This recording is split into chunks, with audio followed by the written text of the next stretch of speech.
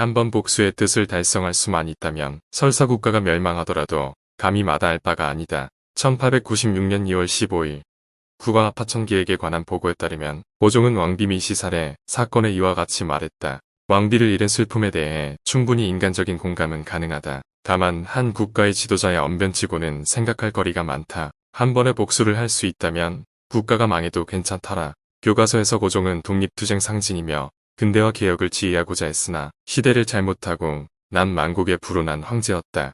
언제나 외로웠으며 고뇌하는 왕이었다. 인간의 모습이 단면적이라고 볼 수 없으나 고종 황제의 기록은 참으로 다변적이다. 1913년 8월 29일자 매일신보에 따르면 고종의 일상은 다음과 같다. 당구장에서 공을 치는데 극히 재미를 붙여 여자 관리들과 함께 하신다. 여름에는 서늘한 때의 석조전에서 청량한 바람을 몸에 받으시며 내인들에게 이야기시키고 추금기 소리도 즐거워하신다. 이런 기록은 과연 왜 있는 것일까? 1913년이면 경술국치 3년 뒤다. 1910년 경술국치 직후에 자결한 황야는 고종의 공연 유희에 대해서 다음과 같이 기록한다. 고종은 놀기를 좋아하며 밤마다 잔치를 베풀고 음란한 생활을 하였다. 광대와 무당, 소경들도 노래를 부르고 거스름을 피웠다. 갯거리는 등불을 대낮처럼 환히 밝히고 새벽이 되도록 놀다가 4, 5시 내지 7시경이 되면 휘장을 치고 어좌에 누워 잠을 자고 오후 3시나 4시에 일어났다. 이런 일을 날마다 반복함으로 나이 어린 세자는 습관이 되어 아침 햇살이 창가에 비추면 두 사람 못을 붙들고 마마 잠자러 가요 하고 졸라댔다. 인간의 여러 면 중 단면적인 부분을 떼어나면 그렇게 보인다고 할 수 있을까? 모르겠다. 다만 1905년 미국 공사 알렌의 기록은 더 기가 막히다. 그는 한반도에서 10여 년간 머물다 귀국했다. 이때 사람들에게 탄식을 했는데 자신이 9만 리를 돌아다니고 위아래로 4천년의 역사를 봤지만 한국 황제 같은 사람은 처음 봤다는 것이다. 동학 농민운동이 일어났을 때 자신의 백성을 외국 군사로 진압하자는 제안도 고종의 입에서 처음 나왔다. 우의정 정범조와 좌의정 조병세가 말도 안 되는 일이라고 말려도 청나라가 영국군을 빌린 적이 있다는 일화를 빌어 적극적으로 청나라 군대로 난을 진압하자고 한다. 백성을 아끼고 국가를 마지막까지 수호하고자 했던 비운의 국왕의 모습은 찾아보기 힘들다. 실제 18세기에서 19세기 전반까지 조선의 재정은 부가세를 포함하여 대략 400만 석 정도였다고 한다. 다만 고종 시대에는 그 규모가 절반으로 줄어 재정이 악화된다. 고종의 재정 악화는 세금 탕감과 철폐 그리고 화폐 개혁 때문이었다. 이로 인해 재정이 크게 악화되자 그는 묻는다.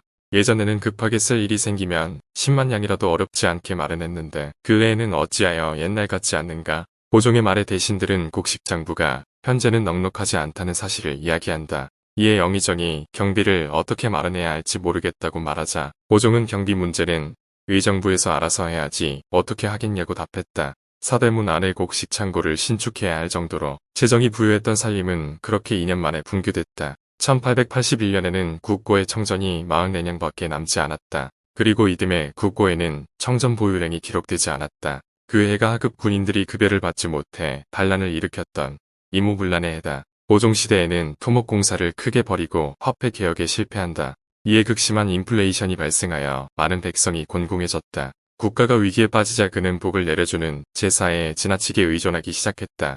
이에 관직 임용에 뇌물을 받기도 했는데 이로 인해 이를 직업으로 삼는 일본 임대업자가 등장하기도 했단다. 이들은 관직을 원하는 자에게 뇌물자금을 빌려주고 월 12%의 이자를 받았다. 1899년 프랑스 공사인 드 플랑시가 본국인 프랑스에 보낸 보고서에 따르면 뇌물은 황제에게까지 올라가며 땅과 백성은 황제가 원하는 대로 처분할 수 있는 황제의 소유물이라고 기록했다. 이 말이 꽤 설득력이 있는 이유는 봉상사 부제조 송규원의 상소 때문이다. 송규원은 조정 대신들이 죄다 자격 미달이라며 이들을 내쫓고 4가지를 개선하라고 말한다. 그 4가지가 궁궐 공사 중단, 벼슬파리 중단, 무명잡세 철폐, 이것들을 실현이라고 할 정도였다.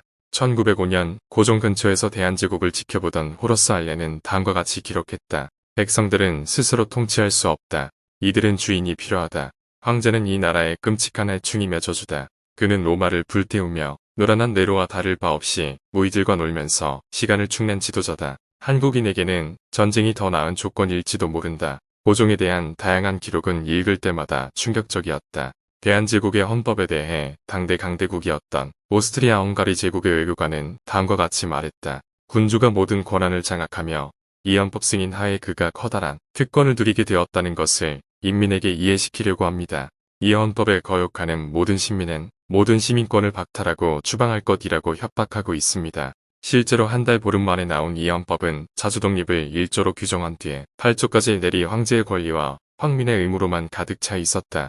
예전 명성황후를 부르는 호칭에 대한 논란이 있었다. 명성황후를 민비로 부르는 일에 대해 일본이 나초 부르는 칭호라는 것이다. 역사에서 일본이 절대악으로 규정되면 조선의 무능은 어느 정도 감춰진다. 실제 개인의 일상에서 가장 많이 하는 말 중 하나가 남 탓하지 마라 라는 말이 있다. 핑계를 외부에서 찾으면 내부는 어쩔 수 없었다는 자기만족감과 합리화가 생긴다. 고종황제와 명성황후는 존재 자체만으로 일본과의 역사적 감정을 자극하기 충분하다. 고로 다양한 소설과 영화, 드라마에서 많은 부분이 미화되기도 한다. 다만 우리 역사책을 살펴보자면 피할 수 없는 모순을 만날 때가 있다. 중국과 일본의 교과서를 문제 삼으며 우리의 역사관이 가장 합리적인 역사관이라고 믿기도 한다. 다만 교과서가 가르쳐주지 않는 다양한 관점을 보기 위해선 사람과 상황, 역사에 대해 이처럼 다양한 관점을 가져야 하지 않을까 싶다.